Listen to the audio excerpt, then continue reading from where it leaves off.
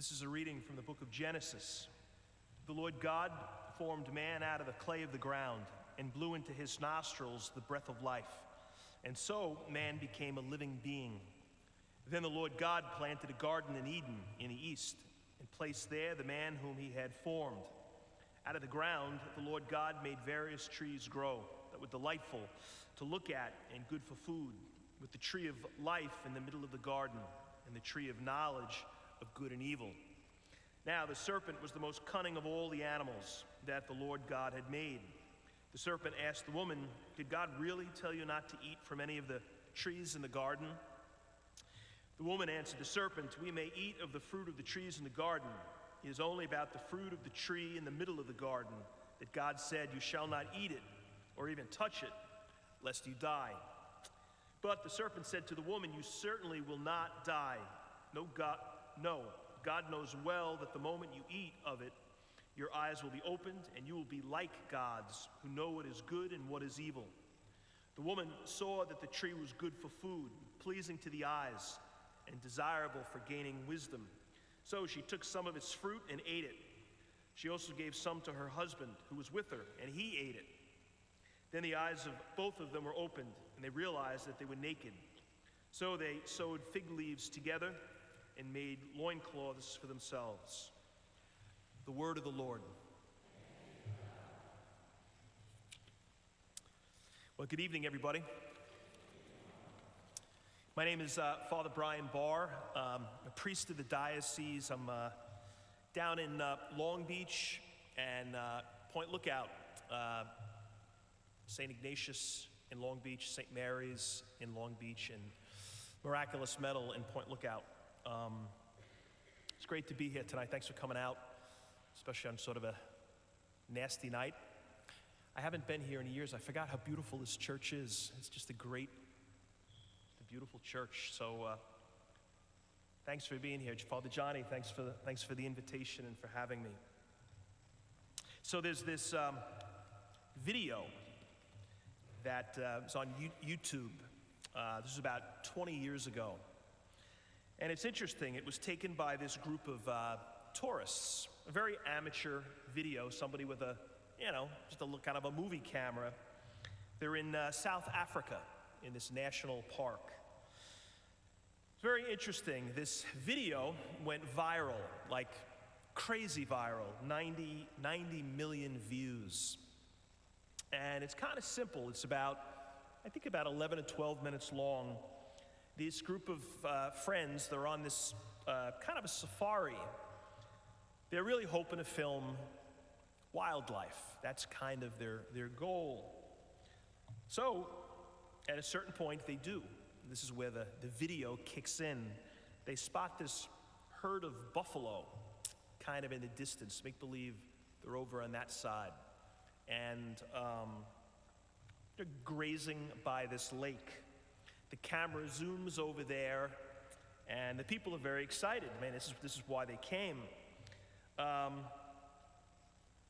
So they're kind of watching these buffalo, and then all of a sudden, you hear somebody in this group go, "Look!" The camera shakes, and it goes over there, the opposite side, and you see this group of lions in the distance, and they're watching the buffalo. The buffalo they have no clue. They don't see the lions.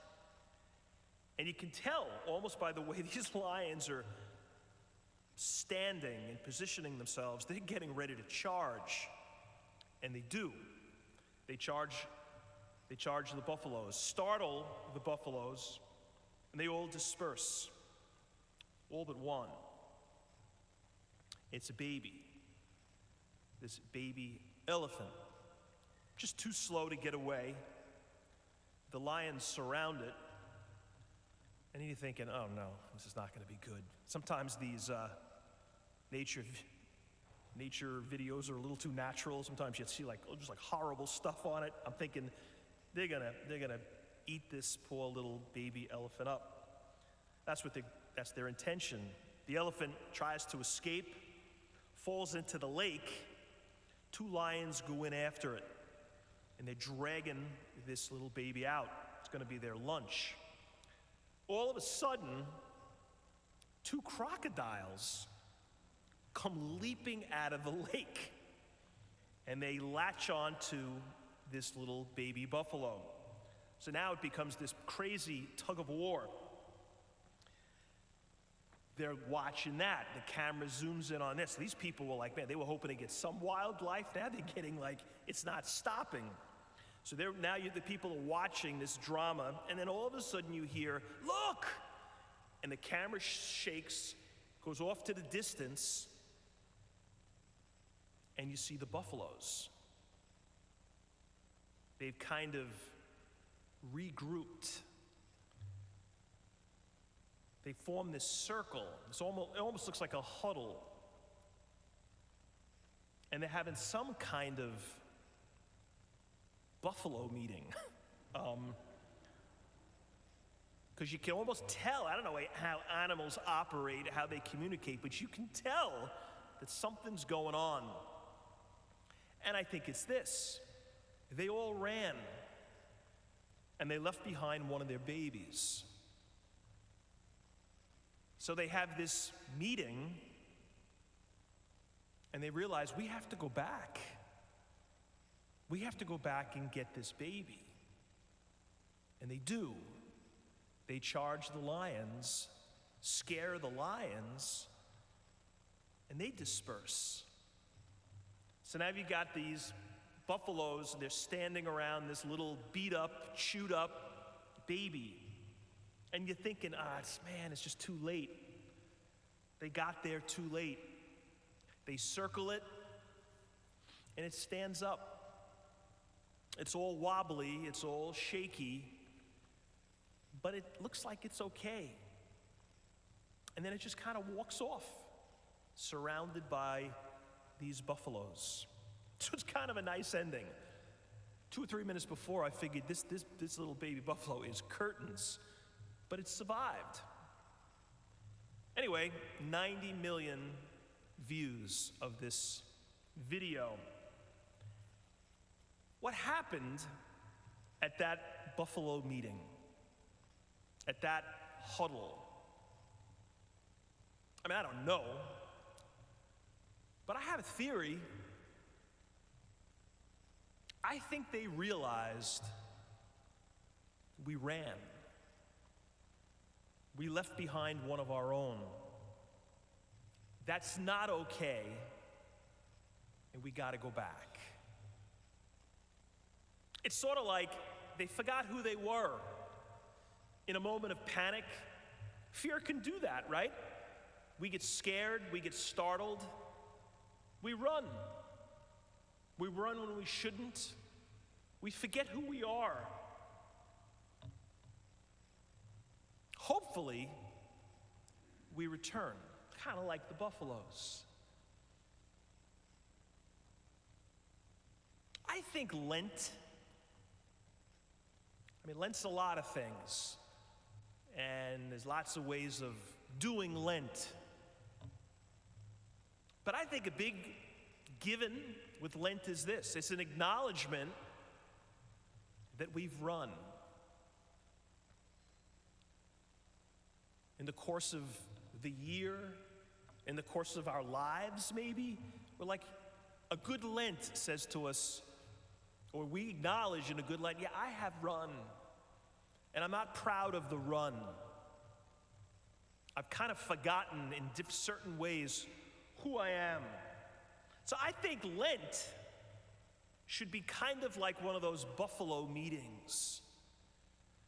We come together for 40 or so days, and we consider, the where, the how, the why that we've run. Those times and places and ways in which we've kind of forgotten who we are. And maybe tonight, that's something for us to give some thought to, like to just be real honest. Humbly, painfully honest, and be like, yeah, where have I just messed things up? Where are the times and the places where I I took off and I ran from truth. So here's three very famous people, three very accomplished people. Michael Jordan, Steve Jobs, and Tiger Woods. Well, what do these three guys have in common? I mean, there's kind of some obvious things that they have in common, right? These three men experienced ridiculous success. They really were like the best at what they did. Like they were GOATs, the greatest of all time, arguably in their respective fields. Golf, basketball, computer, technology. They say that so that's a given. Of course, these guys were winners. They say they were never satisfied with good enough. Like, for these three, good enough was never good enough. They had this, like, insane work ethic. They were obsessed with improvement, desire for perfection, famously competitive, unimaginably wealthy. Okay, so there's a whole bunch of things that these three guys kind of obviously have in common. Here's one more. And this is the one I want to mention and talk about. What was common to these three guys, they all had comebacks. They all came back from failure. Michael Jordan, after retiring, came back to win 3 more championships, consecutive championships. Tiger Woods, he wins the Masters after 11 years of injury, decline, scandal, and he comes back and he wins it. Steve Jobs returns to Apple and saves it from bankruptcy after being fired by Apple 12 years before. These three guys all came back. I mean, isn't that kind of what Lent is as well? I think it's about launching comebacks. It's like a return. I've got to get back to the truth. You know, when we live in a time, we live in a culture, a society which says, well, no, there really is no truth. Yes, there is. Well, truth is, it's more about opinion. Truth is subjective and personal. No, it's not.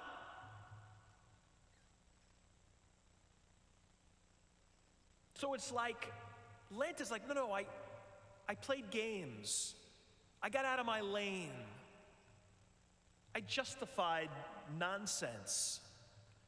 And now I'm coming back. Kind of like those buffaloes did. But you know what? In order for there to be a comeback, there's got to be some recognition that I've been away, that I've run. I've run from what I once was, to some degree. I'm coming back to some place and some way that I used to be. Back to a better time. Kind of like when I won more games, when I was more on my game. Hey, it's the pretty common song you hear during Lent, Hosea. They're the words from this prophet, Old Testament prophet. It's the words of the song. They're his words. Come back to me with all your heart. Don't let fear keep us apart. Long have I waited for your coming home to me. So what trips us up? What gets us running? What gets us lost? You know, when I was in high school, I had this, my junior year of high school, I had this English teacher. And he was kind of an old school guy. This would have been in the, I guess, the early 80s. He used to make us, we always had to memorize famous passages and quotes from literature. Might be a poem, might be a dialogue from a play, might be a scene in a short story. I'd say poetry maybe more than anything. We'd have to memorize it, we'd have to then get up and recite it, and then we'd be graded on it. And I hated it. I really couldn't stand doing this. I couldn't understand why we had to do it. Most of the time I didn't even understand what I was memorizing. It was usually Shakespeare, kind of old English, lots of thys and thous and these. I was like, I couldn't stand doing this. At 16 or 17, I thought it was ridiculous, a waste. At 60, man, I realize now it was not ridiculous. It was not a waste. It's good for your brain. It's like working a muscle, and we have to memorize things that are true and beautiful and good. Public speaking, having to get up, stand in front of your friends and have to memorize something, no notes, that was scary. It's good to be pushed in those ways. And for some crazy reason, we've gotten away from so much of that. Big mistake. Well, you know what? Much of what I had once memorized, I've long forgotten. It's been a long time ago, but not all of it. Here's one thing that I remember, and it's just one line from Shakespeare. It's from Hamlet. Just one line. It's probably why I remember it.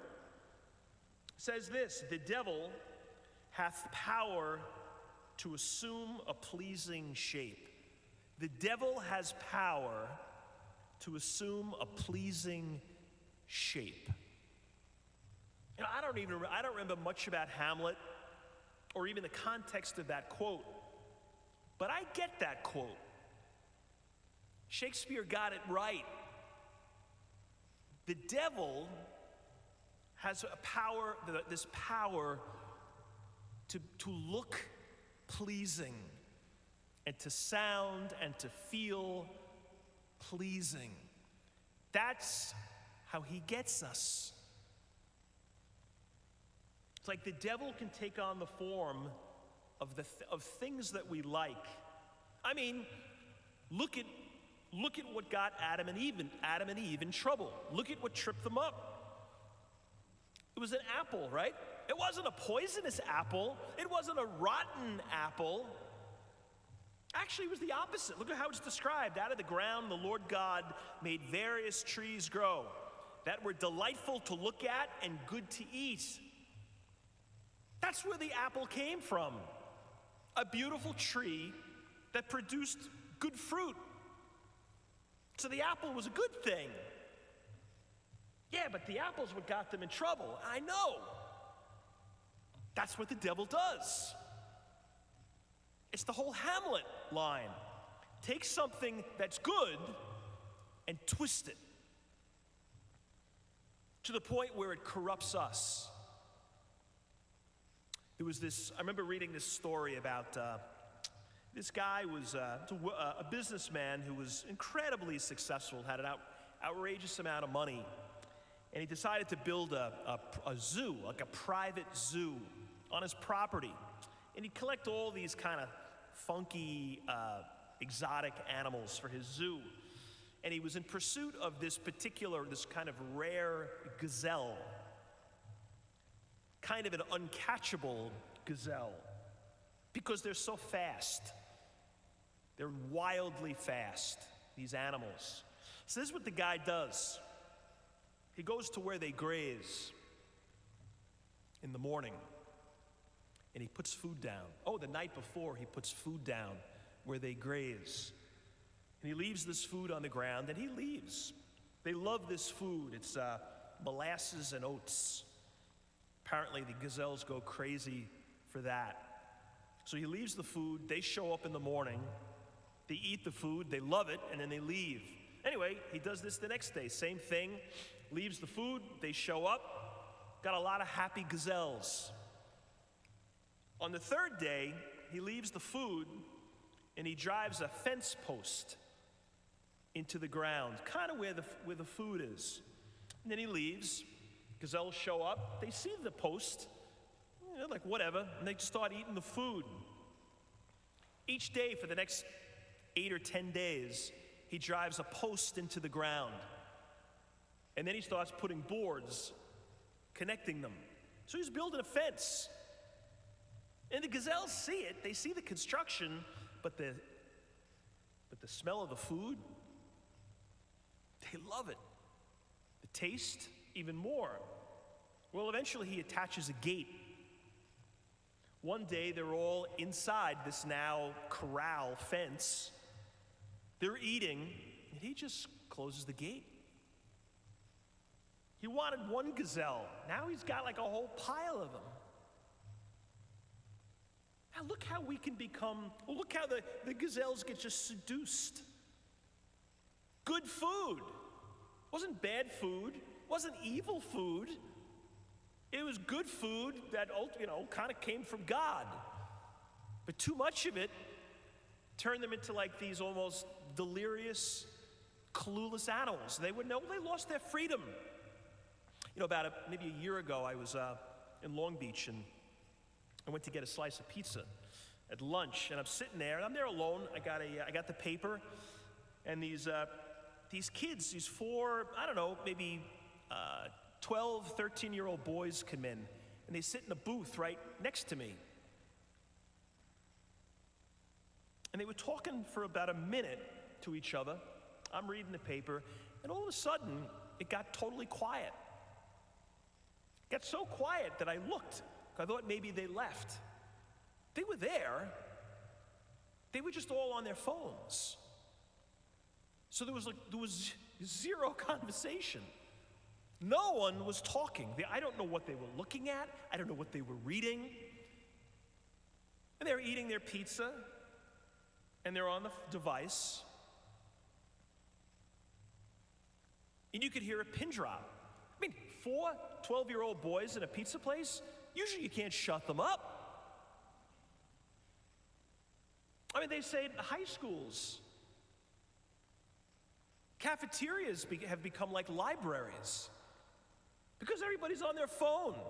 Nobody's talking, nobody's engaging. Now, I think we're finally catching ourselves. We're realizing that, we made a mistake here. So they're starting to create some restrictions. Yeah, the devil finds things that we love, things that we're good at, and he twists them. That which is good has now corrupted me, and I lose my freedom.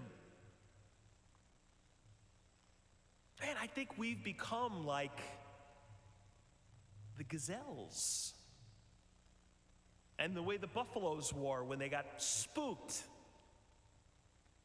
The difference is the buffaloes were able to regroup. They had that meeting, and they were like, no, we got to go back. The gazelles didn't get the chance. The gate was locked. Are you more of a buffalo or a gazelle? The devil takes something good and he wrecks it, or he wrecks us with it. Man, this girl was always a great student, never struggled in school. Scholarships all the time, multiple degrees. She's just a brain. It's always come easy. That's all good, right? She's smart. God gave her a great brain. That's all good, right? Well, you know what? She's also really arrogant. She flaunts her intelligence. She's always got to be the smartest person in the room. She usually is, but she lets you know it. She's full of it, and people can't stand her. Man, look how this good thing went south. Man, this guy he's an amazing athlete. Physically big, fast, strong. He's got an instinct for sports. He dominates every sport that he plays. That's all good stuff, right? And he also knows he's strong. And he uses it to bully and dominate people. And because of that, people can't stand him. Man, this guy is very funny. He's got this just great sense of humor. He's quick, he's witty. Whenever he's out, if people are around him, they're always laughing. That's just great, isn't it? Don't you wish you had that sort of sense of humor? That's all great. Yeah, but you know what he also can do? He can humiliate people with his great sense of humor. His quick wit can be cruel. Man, look how these good things can go bad. Man, your kids are pretty good athletes. They're good. Yeah, you were a pretty good athlete. Your husband or your wife was, and yeah, and your kids are real good. They play on a lot of sports at the same time, all sorts of leagues. You traveling on the weekends, tournaments. Man, that's great. Sports are good, right? But they haven't been to Mass in like 11 months. Like literally, they haven't been to church in almost a year because there's just always a game. Or they're on the road getting to the game. It's like that's become their church. It's become their religion. How messed up is that? And how frighteningly common is that? Like it's become an obsession. I remember seeing in this magazine there was a picture in a playground, and it was like a sign that was put up by I guess maybe the league or the park. And it's right by the bleachers where parents would be sitting watching their kids' games. And this is what the sign says. Please remember, these are kids. This is a game. Coaches are volunteers. Umpires are human. And your kid is not being scouted by the Yankees today. So kind of get a grip. And maybe take stock of the fact that you've run from your senses. You've forgotten what's important. I mean, who doesn't know people? Maybe they're your kids or your grandkids. And this place has become foreign because they're kneeling at the altar of some sport. And they're never going to admit that. That would sound crazy. That would be like blasphemous to say it, right? But that's what they're doing. Evil takes something good, like an apple, or a sense of humor, oats and molasses, or intelligence, or baseball, and he twists it. The good becomes hijacked. We become like the gazelles. I mean, I think even Lent, some of what we as a church do for Lent, even that almost gets hijacked. I mean, okay, it's Lent, so for the next 40 days or so, we got to make sure we don't eat any meat on the Fridays. Yeah, we'll make sure we got the ashes at the beginning, and we'll probably get the palms right toward the end. For so many people, like, that's it. That's kind of Lent. No meat on Fridays. Just like a lot of pizza on Fridays. I love pizza. Like, all I do is on Fridays, I just go to a couple of pizza places in Long Beach, and I'm like, okay, there's all different kinds of pizza that don't have meat. So I'm finding the slice that I like the most, that's got no meat, and I'm checking the Lent box. Now you're not. You're here tonight. You guys are doing a lot more than just eating pizza on Friday. Credit to you, inspired by you. But it's easy to become those buffaloes or those gazelles. We become imprisoned by fear and we run. We become seduced by good things. We become like blinded. Lent is not really about pizza and ashes and palm. It's about returning.